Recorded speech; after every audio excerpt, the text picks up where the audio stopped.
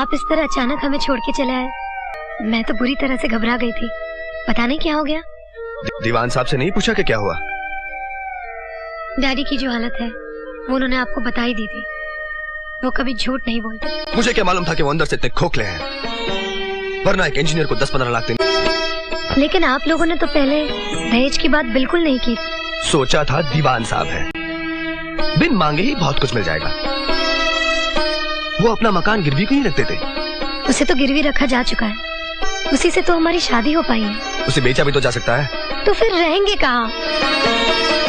और अभी नेहा की शादी भी तो करानी है। सबको अपनी अपनी चिंता है तो रहे, मैं वही करूँगा। तो क्या रुपयों के अलावा जिंदगी का और कोई मकसद नहीं? नहीं। हम कम पैसों में भी अपनी जिंदगी खुशी खुशी बिता सकते हैं और वक्त आने पे हम अपना सपना भी पूरा कर सकते हैं। वक्त आता नहीं, लाया जाता है। अगर आप ये सोचती हैं कि आपके जुल्म करने से मैं ये घर छोड़ दूंगी, तो आप ये गलत सोच रही हैं। एक बात याद रखिए, मैं इस घर में कोई शोभा की चीज नहीं जो बाहर निकालकर फेंक दी जाए। मैं इस घर की दीवार या छत भी नहीं जो तोड़कर नई बना ली जाए। माँ जी, मैं तो इस घर का आंगन हूँ जो इस घर से कभी अलग नहीं की जा सकती। औरत का न भाई हो, न बाप, न शौहर, न समाज। वो औरत औरत नहीं रहती, लाश बन जाती है, और लाश गोलियों से नहीं डरती। और इन सब के जिम्मेदार तुम हो।